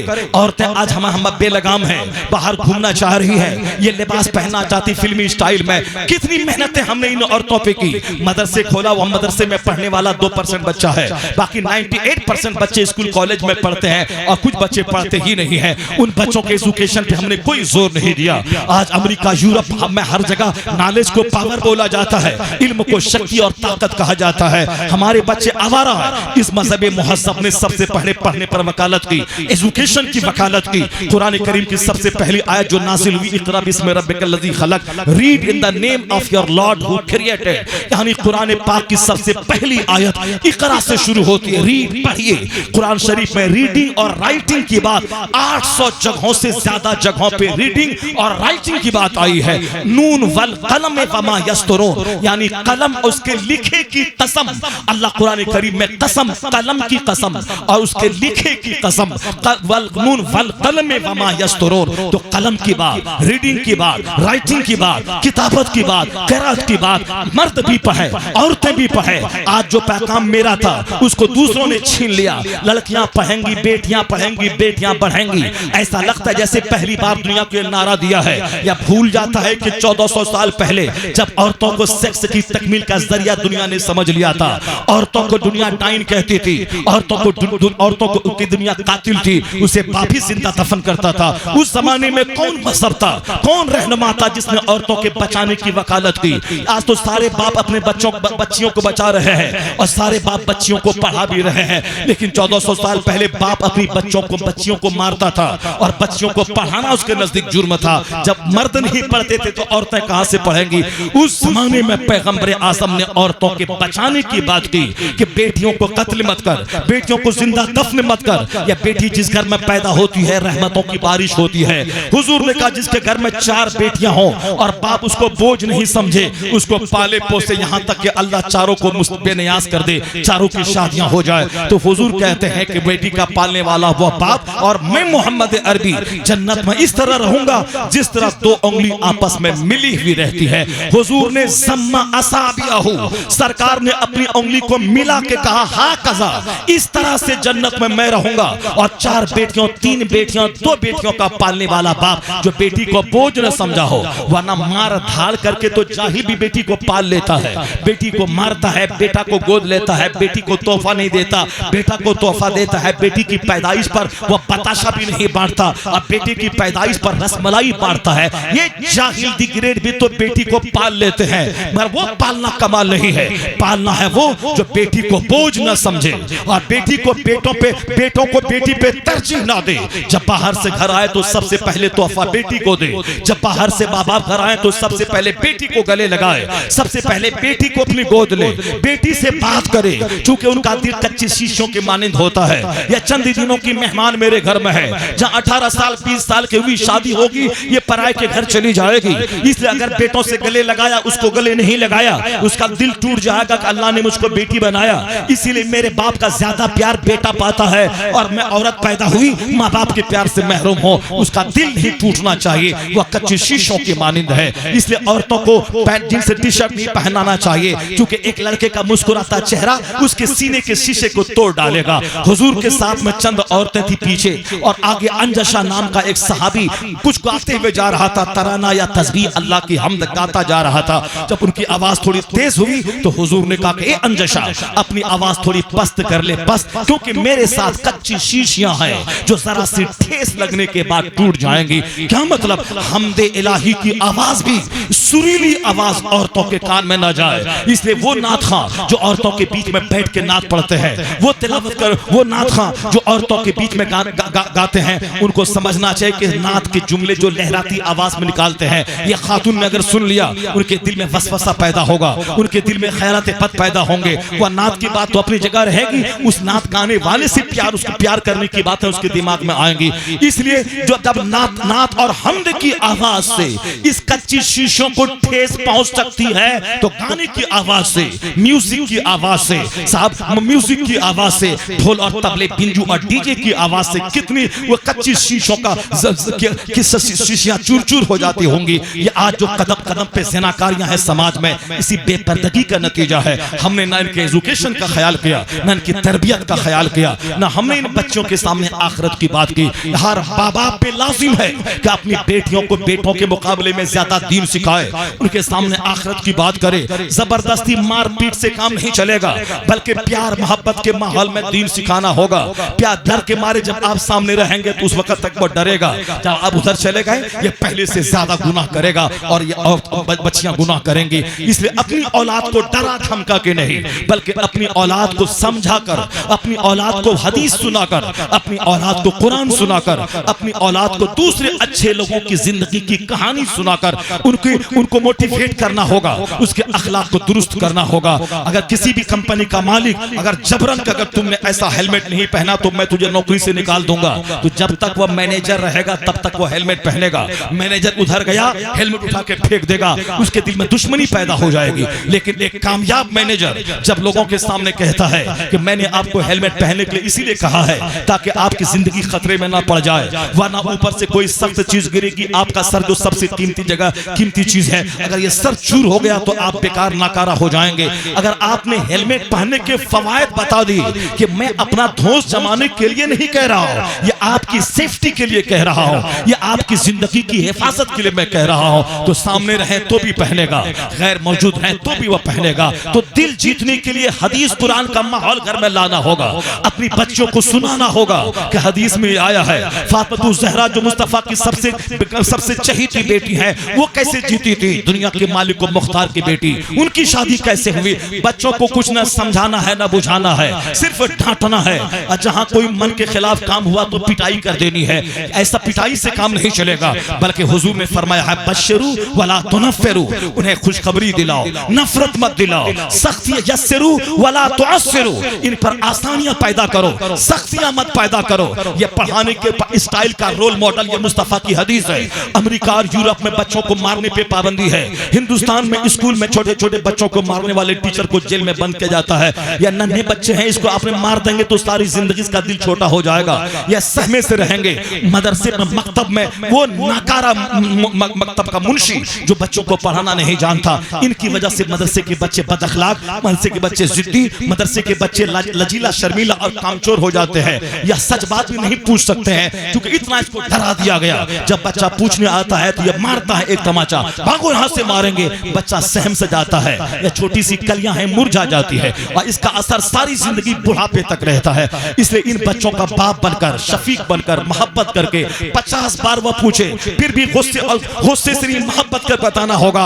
यही बच्चा जिसका सीना कुशादा हो गया, जिसके दिमाग में एतराज करने की आदत पैदा हो गई, हक जानने का तजस्सुस पैदा हो गया, फिर यही बच्चा आगे चल के मुफक्किर बनेगा, मुहद्दिस बनेगा, आईएएस ऑफिसर बनेगा। ये नाकारा निज़ाम तालीम है कि बच्चों को डांटना, बच्चों को मारना। आज दुनिया के लोगों ने कहा खबरदार, ये तर्ज तालीम गलत है, बच्चों के मुस्तकबिल को बर्बाद करने वाला है। फिर वही जुमला मैं इख्तियार करूंगा, जहां आज यह लोग पहुंचे हैं कि नरमी में जो फायदा है सख्ती में नहीं है, मोहब्बत में जो फायदा है नफरत में नहीं है, प्यार मोहब्बत की बात से जो फायदा है किस्सा कहानी सुनाकर वह डांट में फायदा नहीं है। जहां ये पहुंचे हैं कि खुशखबरी दीजिए, ये मत बोलिए कि तू क्या बनेगा, तेरा बाप हल जोतने वाला, तू क्या पढ़ पाएगा, जब तेरा दादा ना पढ़ा, तेरा बाप ना पढ़ा तो तू क्या पढ़ेगा। इस नाकारे माहौल में बच्चा और डकैत और चोर हो जाएगा, नहीं पढ़ पाएगा। बल्कि उस्ताद को कहा गया बाप से ज्यादा उदार दिल रख, उसको बोल जो नाकारा है, कभी है, कुंद जहन है, उसको बोलेगा कि तू क्या पढ़ पाएगा तो और नर्वस हो जाएगा। उसको यह बोल कि तू तो डॉक्टर बनने की सलाहियत रखता है, तू तो इंजीनियर बनने की सलाहियत रखता है, तेरे अंदर वह कला मौजूद है, एक खतीब बन सकता है, एक स्पीकर बन सकता है। तो वो कभी जो कुछ बनने के काबिल नहीं था, मेरे मोटिवेशनल बात से उसको अंदर का जो शौक है वह जगेगा, मेहनत शुरू करेगा। फिर जिसे मैंने कहा था किसान का बच्चा किसान, वही किसान का बच्चा जबरदस्त फकी बन जाएगा और फकी बन के दुनिया वालों को दिखलाया। ये बात अमेरिका यूरोप के लोग आज एजुकेशनल सिस्टम में बदलाव ला करके बासाबता टीचरों को की ट्रेनिंग में यह बात बताते हैं। 1400 साल पहले न अमेरिका का पता था, न हिंदुस्तान में एक पढ़ा लिखा आदमी था, न चाइना जापान के विकास की कहानी थी। उस जमाने में साइंस का नाम तक दुनिया नहीं जानती थी, पर हुजूर ने जहां नमाज रोज़े हज और ज़कात की बात की है, जहां निकाह खुला और तलाक की बात की है, जहां माँ की गोद से लेके कब्र की गोद तक जीवन के हर क्षेत्र में इस्लाह की बात की है, वही तर्ज़े तालीम पे भी मुस्तफा ने कहा है बशरू वला तुनफ्फिरू यस्सिरू वला तुअस्सिरू, यानी इनको खुशखबरी दिलाएं, नफरत ना दिलाएं, आसानी पैदा करें, सख्तियां पैदा ना करें। जहां अमेरिका के आज एजुकेशनिस्ट माहिर तालीम की नजर आज पहुंची है, वही मुस्तफा जाने रहमत की नजर 1500 साल पहले पहुंची है। यह इस बात की दलील है कि दूसरे सारे महान छोटे हैं, सबसे बड़े कोई है तो मुस्तफा की जात। इसलिए रज़ा ने बरेली से आवाज दी, सारे ऊंचों में ऊंचा समझिए जिसे है उस ऊंचे से ऊंचा हमारा नबी। नारे तकबीर, नारे रिसालत, इस्लाहे मुआशरा कॉन्फ्रेंस, मसलके आला हज़रत, नारे तकबीर, नारे रिसालत। अपने घरों में मोहब्बत का माहौल पैदा करना होगा, अपने घर में दीन का माहौल पैदा करना होगा।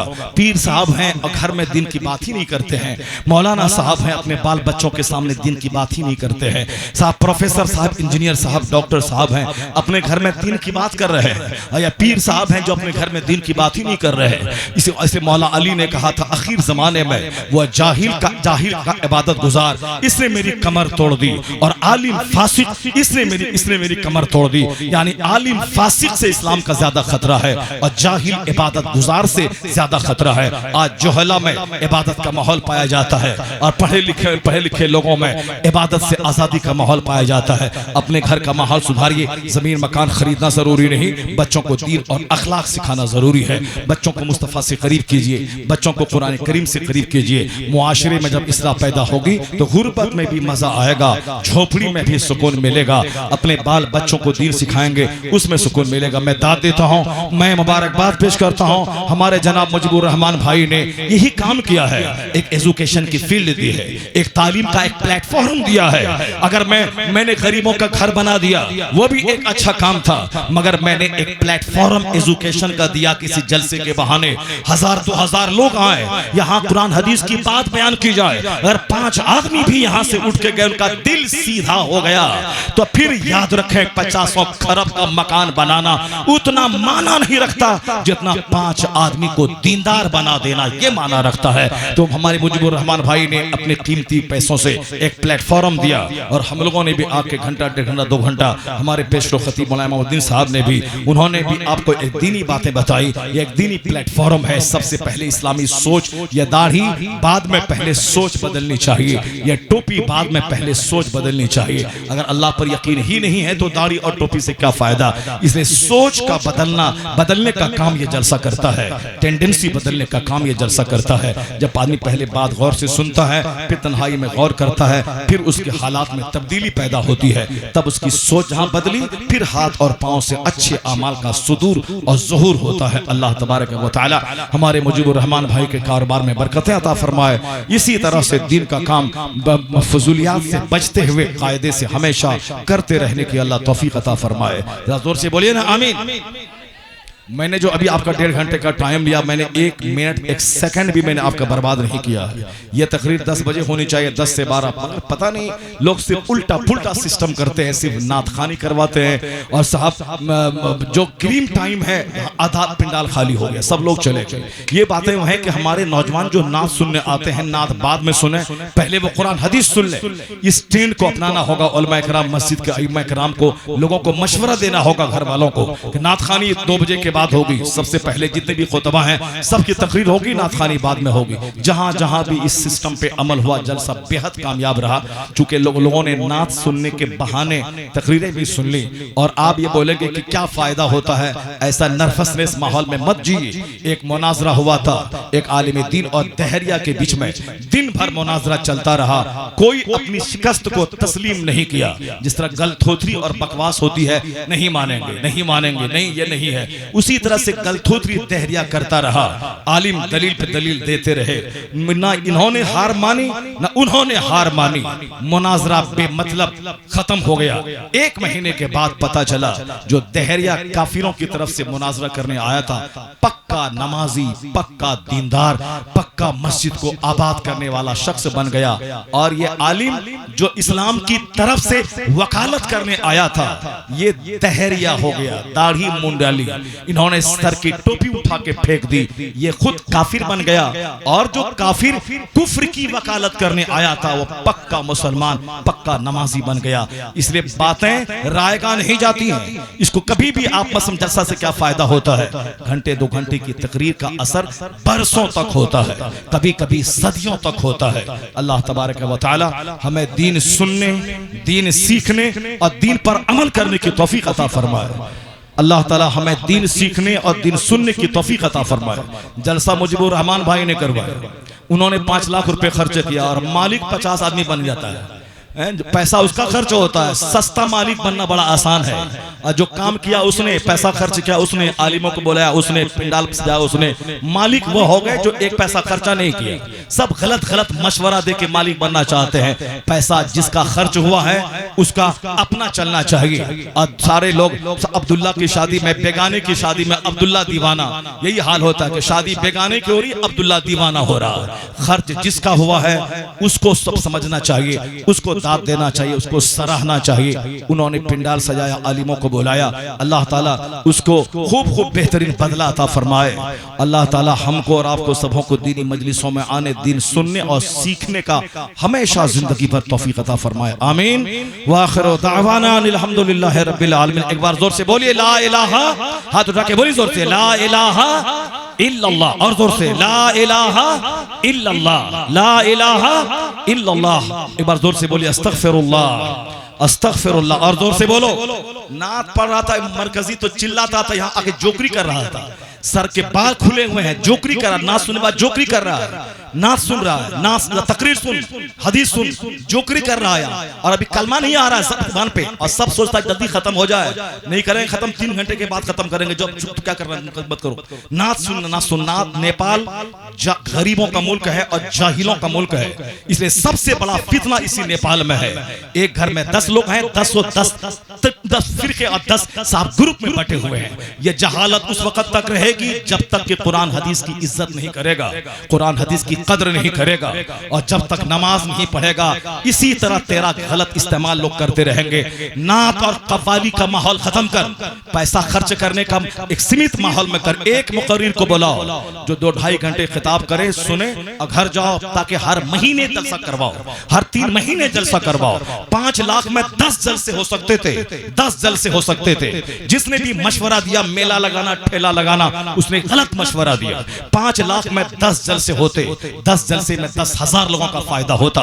और कभी इन जो करो की ख्वाहिश की तकमील नहीं करनी है। उलमा कराम अगर जिम्मेदार हैं, अगर सेंसिटिव हैं कि अब दीन में समाज में इस्लाह होनी चाहिए, खबरदार कभी भी जलसा जुलूस में किसी शायर को ना बुलाए, किसी भी शायर का मुकम्मल तौर पर नहीं बुलाए। अगर शेर सुनने का शौक है तो अलग से मुशायरा करवाएं, बस में नात कायम करें, महफिले नात कायम करें। उस महफिले नात में अच्छे नात खानों को बुलाएं, जो नमाजी नात खां हो, जो नेक नात खां हो, नमाजी हो। उसका कलाम सुनेंगे तो आंख से आंसू बहेगा, सीना साफ होगा। ये सब जोकरी वाला काम मत कीजिए। वो गाने के तर्ज पे बहुत सारे लुच्चे लफंगे किस्म के लोग गाना गाते हैं, गाने के तर्ज पे वो नात पढ़ते हैं, मंडोले तंडोले के कोई पढ़ता है, कोई साहब दरिया के पार के गाने के तर्ज पे कोई पढ़ता है, कोई कुछ पढ़ता है। इसलिए उन आवारा नात खान जो, और देख नात खानों को अगर वो आया है शाम में और ईशा की नमाज नहीं पढ़ा है तो खबरदार उसको स्टेज पर उससे नात सुनेगा तो गाना सुनने के बाद वो दिल में निफाक नहीं पैदा होगा जो इन बेनमाजियों की जबान से सुनने के बाद निफाक पैदा होगा। इसलिए अगर तुमको हमें नमाजी बनाना है, मेरी हरकत पे तुमको नजर रखनी है। ये शायर नमाज पढ़ा कि नहीं पढ़ा, वरना उसका बायकाट कर दे के वो नात नहीं पढ़ेगा। कोई खतीब नमाज पढ़ा कि नहीं पढ़ा, अगर नहीं पढ़ा उसको स्टेज पर मत आने दे, उसका बायकाट कर। तुम मुझको देख, मैं तुझको देखूं कि तू नमाज पढ़ा कि नहीं पढ़ा। तू जिस दिन नमाज पढ़ के मस्जिद से आके बैठेगा उस दिन तेरा खतीब और शायर भी नमाज पढ़ के आएगा। फिर यहाँ से उठने के बाद शरारत नहीं बढ़ेगी, तू भी नमाजी, खतीब भी नमाजी, तो शरारत घटेगी, शराफत में इजाफा होता चला जाएगा। अल्लाह तबारक व तआला हमको और आपको सबों को नेक बनने और अपने मजहब को अपने से इज्जत दिलाने की तौफीक अता फरमाए। हमारी एक्टिविटीज से मजहब इस्लाम की तौहीन न हो, मजहब इस्लाम की बदनामी न हो, उन तमाम हरकतों से हमें बचने की तौफीक अता फरमाए। आमीन व आखिरु दावाना अल्हम्दुलिल्लाहि रब्बिल आलमीन। सुभान अल्लाह, शुक्रिया, जज़ाकल्लाह। अल्लाह पाक इस खुलूस का, दीन की तबलीग का बेहतर से बेहतर अजर और सिला मुफ्ती शहरियार रज़ा साहब क़िबला को अता फरमाए। ज़र्रे अर्ज़े हरम चेहरे का गाज़ा हो गया, आज की तकरीर से ईमान ताज़ा हो गया। बहुत से लोग चले गए, महरूम हो गए तकरीर से। बहुत से लोग हैं, मैं उन्हें मुबारकबाद पेश करता हूँ।